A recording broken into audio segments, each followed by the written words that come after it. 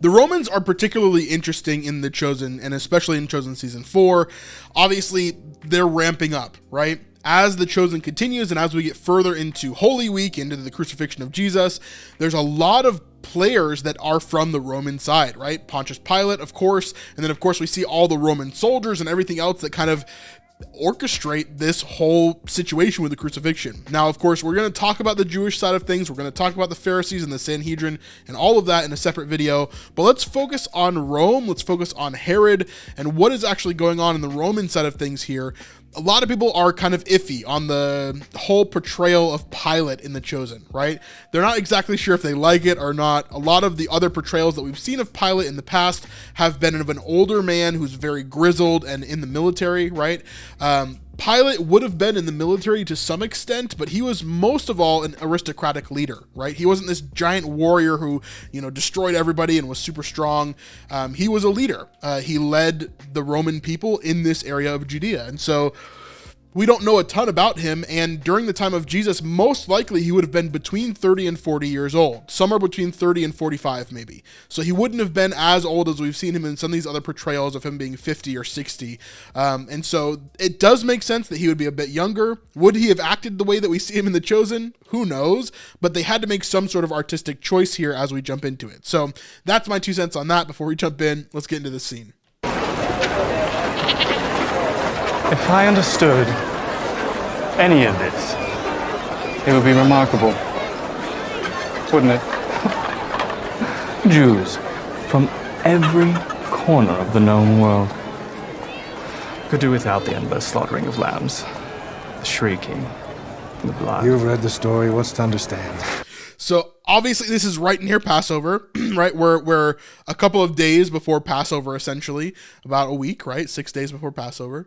And we see Pilate here, who of course is totally Roman, not Jewish at all. He doesn't understand this, but he's experienced this for several years now. He's most likely been in charge in Judea for at least 3 years at this point. And he's kind of getting things all in order. So he's seeing how things are working. So this could be maybe his third Passover, and he's kind of seeing how things are working again. He's seeing all the slaughtering of the lambs. He's seeing the people eating the unleavened bread. They're talking about a lot of these different things, right? And so he's trying to figure out what is actually going on here. And he's saying, basically, if he understood it, then maybe he would have a better understanding of what's going on. But what he actually means, which he explains in a second, is if he actually cared, because he's pretty ruthless at heart, right? He doesn't actually care about the Jewish people. He just wants to be the best leader that he can, to have the most power that he can, to prove people wrong that he is not equipped for this job. And so that's really what we're seeing here with Pilate. I guess care is what I meant. If I cared, it would be remarkable. Tell yourself whatever you like, Pontius. But I bet if I look in your library, I'll find a piece of flatbread. Stop it. You know I've eaten it all. Now, of course, we're talking about flatbread as in like Roman flatbread, which probably is obviously has yeast, which is different than what they eat for Passover, which is the unleavened bread. It's kind of like a crumbly cracker, basically.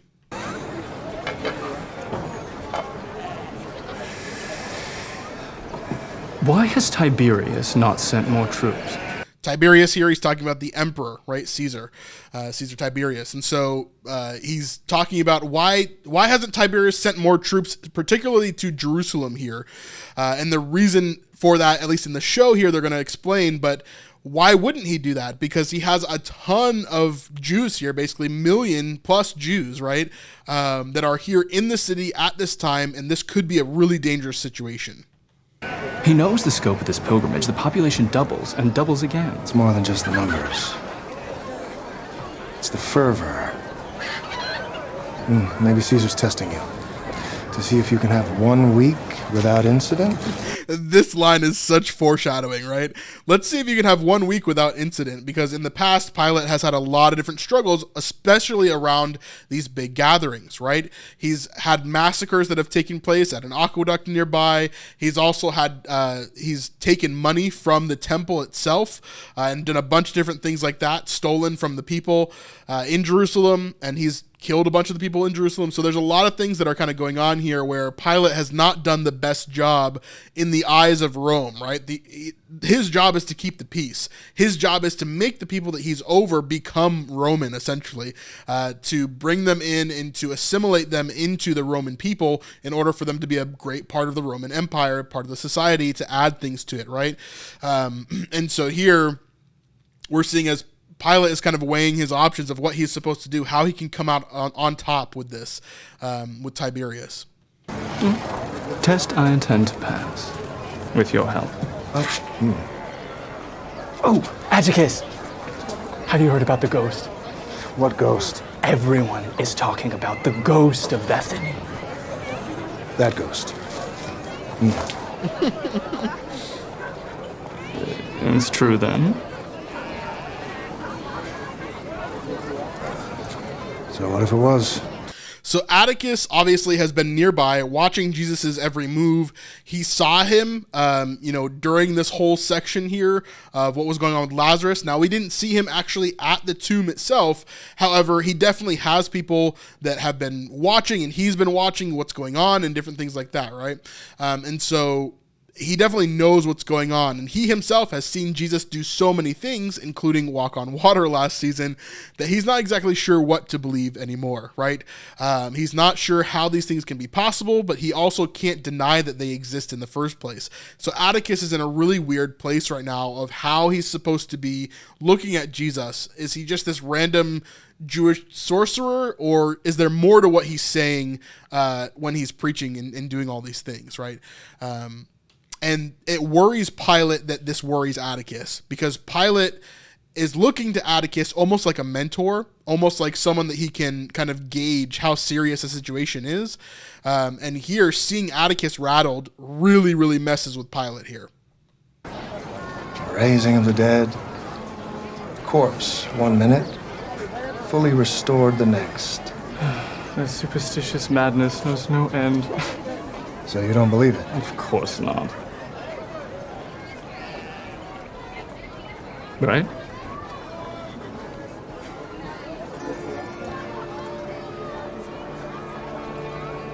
I have seen some things that I can't explain. Yeah. Ton of stuff you can't explain at this point. I haven't decided if it matters or not. Well, Jews have rallied around lesser phenomena before, with lethal consequences. Now you're thinking clearly, Governor. So he's talking about in the past when there's been uprisings from the Jews, which is going to happen again in just, a couple of decades here, where the Jews are going to rise up and basically everything is going to be destroyed by the Romans because of it, right? So they can really feel, that this is always a possibility, which is why Pilate is afraid of Passover and everything that's happening here, because if there's millions of Jews here in the city, in this one place alone, it could easily cause an uprising and cause a lot of different issues for him and for his job, essentially. And so he doesn't want that anymore. He's kind of on his second strike, getting ready to get his third, and he really doesn't want to fall into that overall. For them, it doesn't matter if it's true.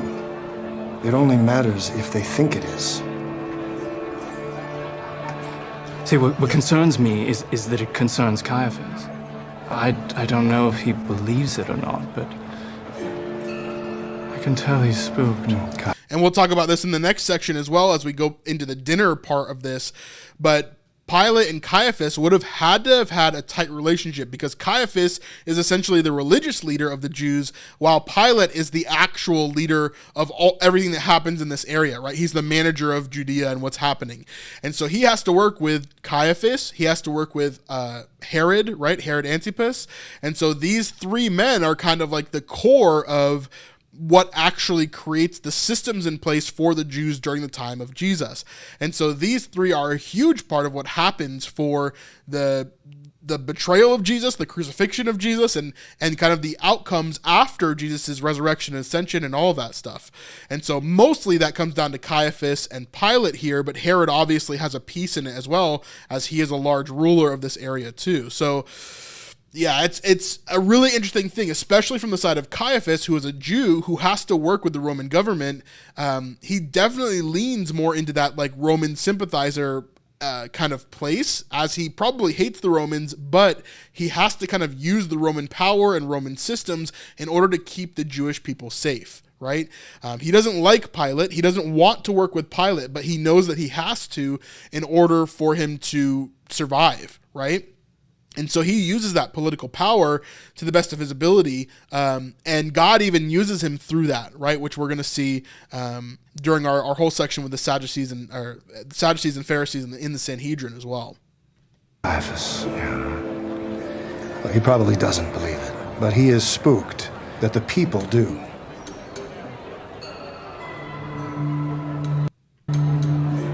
It's all right. They'll be fine. You just need to know whether the arrival of a Jewish sorcerer is a good thing or very bad for them. Yep. And this is an interesting thing because the Romans have so many different beliefs about seers and sorcerers and gods and goddesses, right? That how they saw Jesus was probably really interesting comparatively to the Jews, right? The Jews saw Jesus as this conquering king that was going to come and destroy all the Romans. The Romans probably saw Jesus, if they did believe what he did, as some sort of demigod or something else, right? That was like just so otherworldly that they couldn't exactly have the words to explain it, at least in a way that is more truthful, right? And so, yeah, it's a really interesting thing. Yes? Yes. Yeah, so interesting section there. Let's hop over to the dinner. This is another really cool section between the leaders of the area. And this is basically the dinner party of the antagonists plus Joanna, right? As we see them dive into this section right here. Show some solidarity with me and enjoying the finer things, huh? And stop pretending you like our food. I don't know why you hate being Jewish so much. I like this bread. That is a super telling line as well. Pilate talking to Herod, right? We've got Herod and Herodias, as well as Joanna, Chusa, and then Cassandra. So really interesting cast here. And then, of course, Claudia as well, Pilate's wife. The biblical characters that we're seeing here are Herod, Herodias, Pilate. Claudia, we don't really know her name. Actually, I guess historically we do know her name is Claudia. Then we have Joanna and Chusa. Cassandra is kind of an add-in here to kind of add some turmoil to Joanna and Chusa's relationship. I think that we were talking about this earlier with some people in the chat, but I think the reason why they have this affair kind of thing going on with Chusa is because in scripture, Joanna is always said to be a follower of Jesus, and she's the wife of Chusa. However, Chusa is never mentioned as a follower of Jesus ever. So there has to be some sort of separation there between Joanna and Chusa, or Chusa becomes a follower later on, right? Now, in The Chosen, it definitely seems like they're separating Joanna and Chusa completely and possibly even having them have a divorce. It's kind of hard to say because at the end of this episode, she says goodbye, Chusa, and then just like walks away. And it seems as if in season 5, we're seeing Joanna actually be part of the group with all the other ladies, and she is just a follower of Jesus during Holy Week. And so we don't really see Chusa in that equation at all. So I wonder if we're going to talk about that or go into the storyline there anymore with Chusa in particular. But anyway, let's get back to this section here. Pilate tells Herod, he says, "I don't know why you hate being a Jew so much." And Herod really, really wants to be Roman in a lot of ways. Everything that he built, everything that he kind of did in his life was more towards the Roman side of things because he was a Roman king put in place to be king of the Jews, even though he's from Jewish heritage, right? And so he there's a lot of him that despised the Jewish side of things and really went toward the Roman side of things. Had a lot of leniency in there when normal Jewish people definitely wouldn't, right? So Pilate is kind of he's kind of teasing him a bit there about the bread that they have to eat, the unleavened bread for Passover here. And Pilate's like, "Oh, I love this bread. I don't know why you hate it so much. What are you talking about?" He's kind of just like ribbing him a little bit as he know that Herod, he would rather have a Roman lifestyle than a Jewish one. You hate it. I like it. You hate it. I do not. There we see Joanna eating the unleavened bread as well. This is obviously a big sign of her, like, following Jesus, becoming more Jewish, like that kind of stuff. It's almost similar things we've saw with Gaius, right? When Gaius is saying shalom, or he's saying shalom, shalom, or he's talking with Matthew, or all these different things, right? These are hints that he's becoming closer and closer to Jesus. Same thing with Joanna here, as she's intentionally taking that bread and eating it, and she's looking over at Chusa here. Not, however, enjoy accommodating these unprecedented crowds. I can't believe we made it to this dinner without running someone over. Not that you would have noticed if you did. You do know why there's so many people here this year, huh? A lot of time people can find excuses. Oh, my Ima's not feeling well, or my horse is pregnant, it's going to give birth. I rolled my ankle, the pain is excruciating, the journey's too long, I'm not coming this year. But this year... This year what? You're telling me you really don't know? I want to hear. So Herod is saying a lot of people normally would give a lot of excuses for why they're not going to come to Passover, but this Passover is different. This Passover is special. There's something new about this Passover that a lot of people are here for, and he's trying to kind of gauge what Pilate knows, right? And he's saying, you know why this is so popular, right? And Pilate is trying to kind of like pushing back on him there and saying like, well, you tell me. Or you say it. Well, apparently there's some kind of miracle worker. Go on. And of course, Joanna knows exactly what's going on here, but she's going to stay quiet. She probably doesn't want to be here in the first place. Go on. Say his name.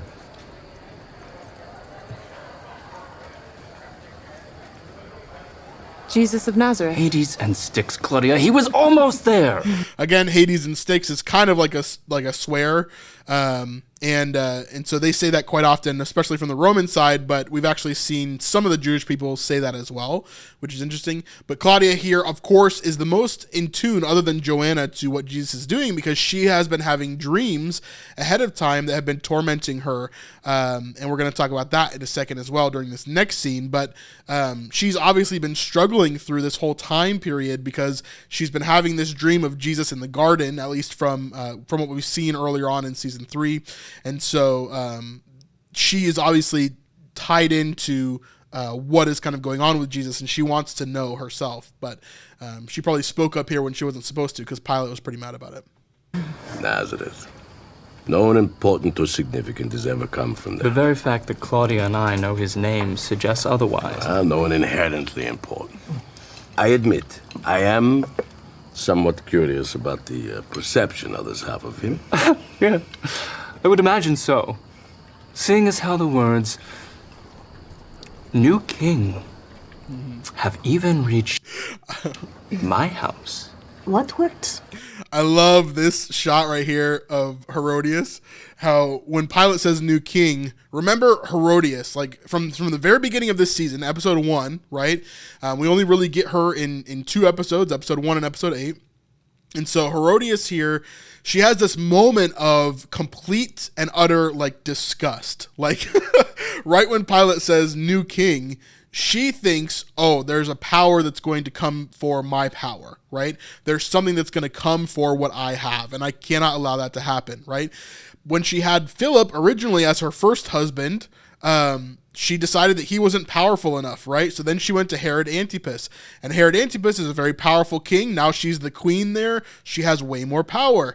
But if there's another king that's going to come and challenge the throne, this could be a major, major issue. In this conversation here, Pilate is definitely poking them, though. He's using that phrasing very specifically because if there's a new king in Judea, Pilate won't really care. Like, he doesn't really care who the king is. He just knows that he has to keep power and control of the area, so he would have to work with that new king, right? But if there's a new king, Herod and Herodias in particular are going to be highly affected by this, if not killed, right? And so this is a major thing for them to have to deal with as they kind of walk through this section here. They're like, you said what? You heard king, specifically? And again, he wants to know specifically what they heard. Is there a new king that's rising up? What exactly did you hear? I'm sure it was just a joke. So, what about the issue of the man from Bethany? The one they say was raised from the dead. I received assurance from the high priest the claims are being investigated. So earlier on in this episode, we kind of skipped that small, tiny scene there. As they arrived into Jerusalem, Caiaphas gave them a letter to talk about specifically at this meeting. Caiaphas had some concerns or some talking points that he wanted to give to Herod in order for him to talk about Jesus during this dinner here with Pilate and Chusa and everybody else here. According to Caiaphas, who's not given to overstatement, if the raising of Lazarus is confirmed, the masses of people will rise behind him, and you'll be looking at an insurrection on the scale of the Maccabees. So this is Herod poking back at Pilate. Pilate pokes at him and says, hey, I heard this guy could be a new king. And then he pokes back and says, well, if these claims are true, then there might be a I just forgot the word. I was going to say resurrection, but that's not the word. There could be an uprising on the level of the Maccabees, which of course we talked about during the Hanukkah episode. The Maccabees are this large group of people, right? Well, not a large group, but a small group of Jews essentially that overpowered a large group of I want to say Romans, but it's not Romans. It's a different group of people. My brain is melting today. I'm sorry.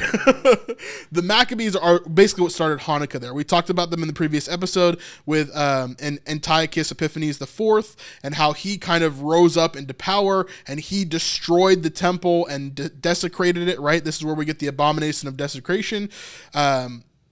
The abomination of desolation. And so that is where we see the Maccabees rise up, and Judah Maccabee in particular kind of rises up and becomes this hero for the Jewish people. And they overthrow the temple, they rededicate the temple, and they cleanse it from the desolation that happened previously. And there's a lot of tie-ins with Jesus and everything else there, but the Maccabees was a massive mistake for this empire during that time, and how they were completely destroyed. The Seleucids, that's what it is. Just remembered. So the Seleucids really got harmed in that Maccabean revolt. And remember, this is only a little over 100 years ago from this point here. So it's not that long ago. So they're probably still seeing some of those effects from the Maccabean War just before Christ arrived and all of this stuff happened here with Pilate and Herod and everybody, right? So, obviously, Pilate would be worried about an insurrection like that. They would be worried about a rising up of the people like that. It would be very intense, right, for Pilate to have to deal with something like that. And, of course, in the past, when he's had to deal with people, he's been overly harsh, killed a lot of people, done a lot of different things that he probably shouldn't have, which is why he's on thin ice with Tiberius currently. And so, yeah, we're seeing that there.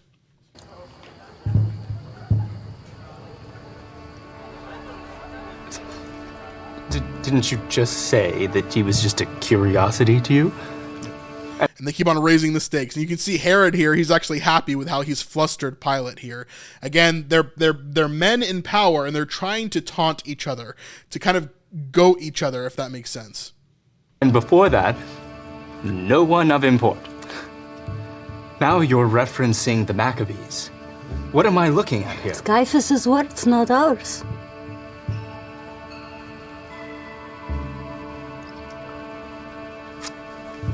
If Lazarus is all that this comes down to, then you are all woefully unskilled in the art of cunning.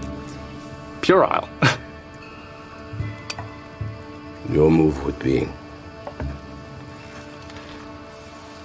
Well, if you want to delegitimize Jesus by proving that Lazarus is still dead, then make sure Lazarus is still dead. So this is an interesting kind of take here. We have Pilate here kind of saying, well, if we have to keep, if the whole point is that Lazarus is the catalyst to this whole situation, then why don't we just kill him, right? Just make sure that he's still dead. Make sure that people know that he hasn't been raised from the dead. And the interesting part about this is that We actually see this in Scripture, but it's not the Romans that talk about it here. In John chapter 12, we see the plot to kill Lazarus, and this is right after the plot to kill Jesus, which we're going to talk about at a later time. But there's this whole plot to kill Jesus at the end of John chapter 11. At the beginning of John chapter 12, we see that there's a plot to kill Lazarus. Why? Because there are so many people during the time of Jesus that are following Jesus because they see that this man that they knew was dead for 4 days has come back to life. This wasn't a hoax. This wasn't something that just randomly happened, right? From the time of Jesus until today, the same exact tomb has been visited that was Lazarus's tomb, okay? For 2,000 years. That is the place where people have gone to visit Lazarus' tomb. It's a legitimate historical location that has had people pilgrimage to it for thousands of years because of the event that happened there. Okay? It's really, really cool. So here we're seeing kind of a reverse of this from The Chosen. I'm assuming because they focused so much on the Jews in the other portion of this episode, they wanted to focus on the Romans here and maybe their reaction to the whole Lazarus thing, right? Maybe the Romans would have the same idea. But here we see when the large crowd of Jews learned that Jesus was there, they came not only on account of him, but also to see Lazarus, to verify if Lazarus was alive, whom he had raised from the dead. So the chief priests made plans to put Lazarus to death as well, because on account of him, many of the Jews were going away and believing in Jesus. So they were going away from traditional Judaism and becoming part of the way, right? Which wasn't a thing until Acts, but they became followers of Jesus during the time of the final week, right, of his life there. So there's a lot of people, a ton of people that are here for Passover, but they're also seeing that Lazarus is alive. They're hearing the story about how Lazarus had died for 4 days and was raised from the dead by Jesus, right? This resurrection was a big, big, big part of what was going on there. And so it's really interesting to hear it from the Roman side of things that they would think of the same kind of thing here. And of course, Joanna's response, she just stays quiet throughout this whole section. And Claudia as well has a response there because we know from Scripture, Claudia had a dream about Jesus and she warns Pilate to have nothing to do with him, right? But obviously he does eventually kind of cave to what the Jews want him to do for fear of punishment or whatever else. He means kill us. I know what he means. I love Herodias. Like, she just assumes that Herod's an idiot and didn't understand, so she just explains like she's a woman's plainer, you know. It's just funny. I'll pass your idea along. So I'll pass your idea along. That's alluding to what we just read in John chapter 11, where obviously the Jews want to kill Lazarus. So I'm sure that's alluding to that there. Hold on. If Jesus did indeed raise Lazarus, and Caiaphas has Lazarus killed, then why wouldn't Jesus just resurrect him again? This is an interesting section because Joanna kind of looks over at Claudia, and it seems as if like this is a question that someone with faith would ask, right? This is a question that someone that is thinking about Jesus as his true nature would ask, right? Because she's thinking if he has the power to resurrect him, he would have the power to do it again, right? It is a logical line of thought, which is why it's kind of laughed off in this conversation. But I think Joanna picks up on the fact that possibly Claudia could be thinking about this from a place of faith. Now, traditionally, I think, especially in Catholic tradition, Claudia, I think, is actually like a saint, and she is someone who is believed to have come to belief in Christ. However, we have no verifiable understanding of that. Like, there's no historical real evidence of that. It's just kind of tradition that's gone throughout time. Well, now that would really be something, wouldn't it?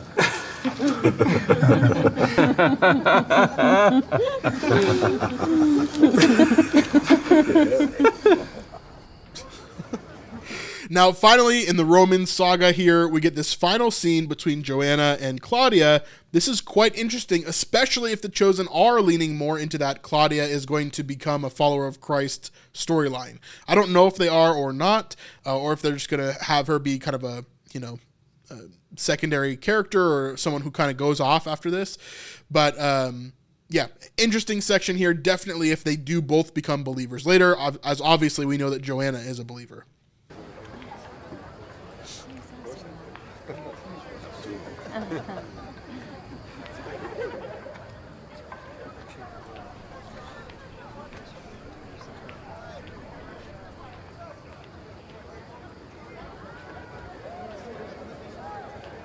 They come on foot, hundreds of miles to an overcrowded city with uncomfortable lodging options. Do you believe in anything so much? I wonder what it would be like to have that kind of belief.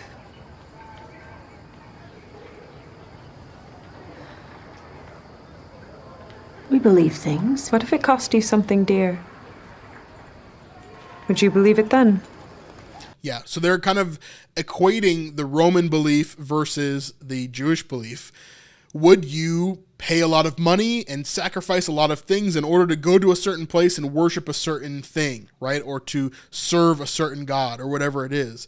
In Roman society, it's a little bit different. They obviously had temples and they had these different things, but especially for the aristocrats here, they wouldn't have had to sacrifice as much or to do as much in order to walk in what they wanted to walk in here. I don't understand.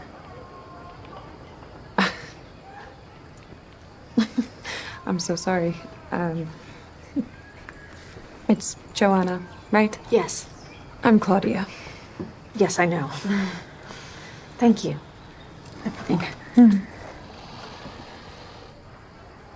Joanna, I'm so sorry. I can't imagine how you must have felt down there. How I felt? Everyone can see what's going on between Chusa and Cassandra. So obviously Cassandra is the new girlfriend of Chusa. This, again, is not super scriptural. We don't know if Chusa had an affair or anything like that. It does seem like Chusa is not a follower of Jesus in the scriptures, but we don't really know what was wrapped up in that. Storyline-wise, though, Joanna has kind of gotten over this. Like, she's not really a fan of Chusa. She hasn't been, right? She's kind of done with him for the most part. She's not really even thinking about him in this moment. She's rather thinking about Jesus, the ministry, and how her life could be different if she were to believe in him and to follow him fully, right? Oh. Yes. The gall that he would bring her here under the guise of what? That you all needed a travel companion. It's disgusting. It is. I don't know if she would say it's disgusting. In Roman society, this would have been a little bit more normal at the very least, where they would have multiple partners and different things, and especially in a Hellenistic society, like, it was way more debaucherous in a lot of ways. And so I don't know if she would say that or not. Well, truthfully, what you're picking up on is something I've already dealt with. He and I no longer share a bed. Neither do Pontius and I. Oh? Nothing scandalous. He says I thrash too much lately. And of course, that's referencing her dreams. In scripture, we only see that she had like one dream, or that it was kind of like around the time that Jesus was going to be crucified, that she spoke up about it.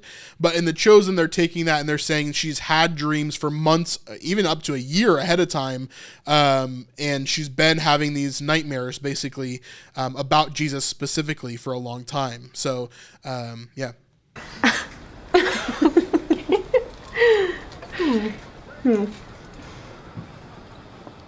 Do you?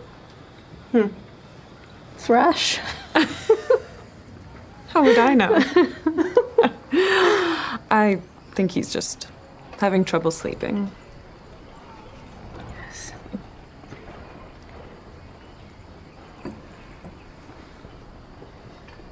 Do you think he's taking this Jesus seriously? He's trying not to.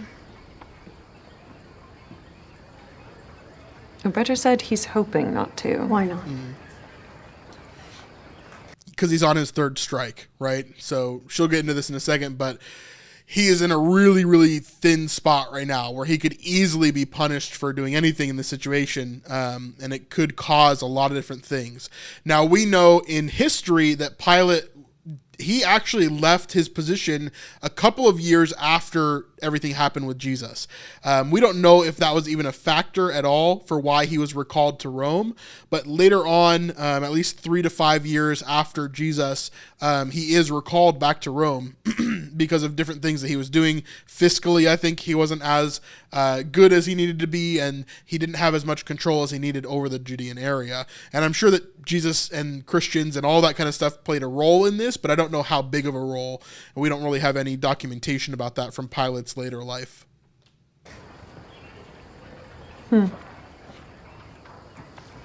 Maybe it's the wine, or the fact that I haven't spoken with an intelligent woman in a while.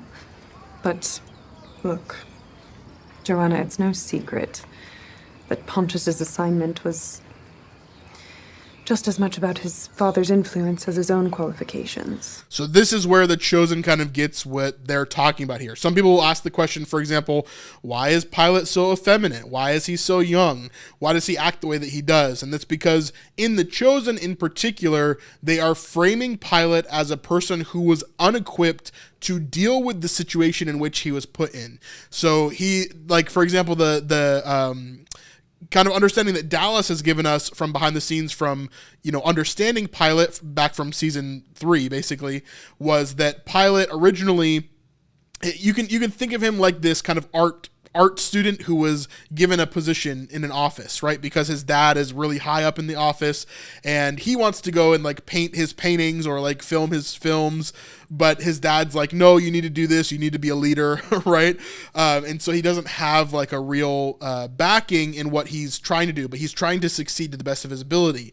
And so that's kind of how they're painting Pilate overall, is someone who is maybe not as equipped, maybe not as ready for the job that they've been put into.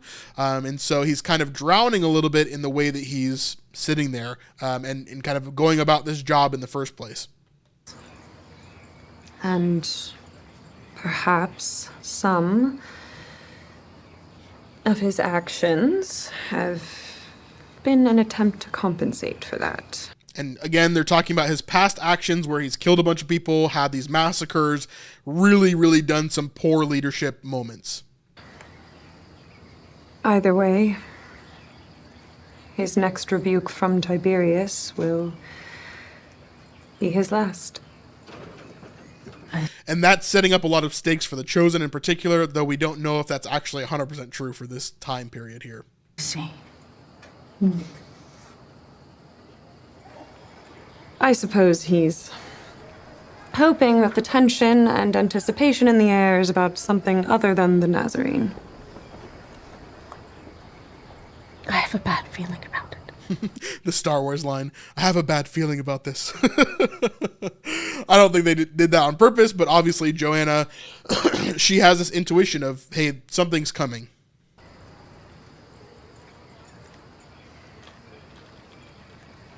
So, either we both have poor intuition, or something serious is about to happen.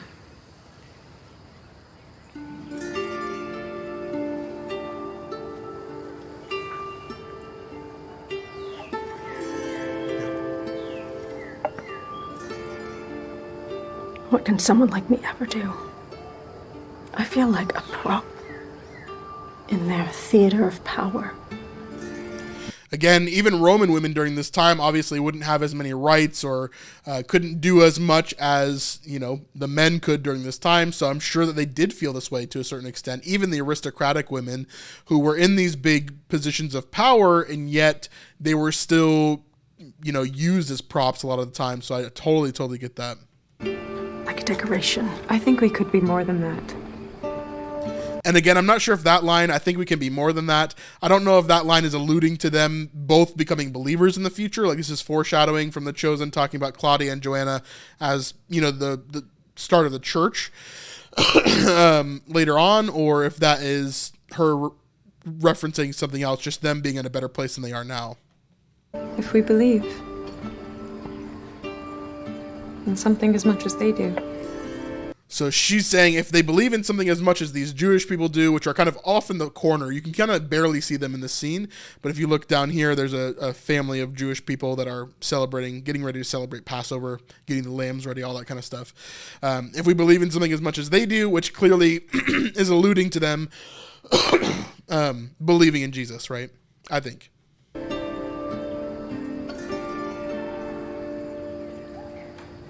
Blessed are you. So, really cool stuff there. I love the moments with the Romans. We're going to see a lot more, I think, just this week, actually.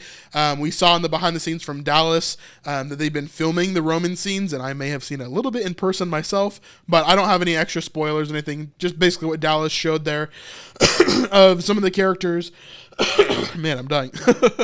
Some of the characters talking from a Roman point of view. So, really, really interesting stuff there in terms of the Romans and where they're coming from. Pilate versus Herod versus where Joanna is at. These three different perspectives are really interesting. And then Caiaphas added to the mix and all of that as this Jewish person that has to work with the Romans in a sense. And yeah, there's a lot of stuff there. So let me know what your thoughts are about the Romans and all the breakdown of all of that stuff. Do you like Pilate? Do you not like Pilate? Do you like the rest of the Roman cast and crew? Where are your thoughts on that? I'd love to hear them down below.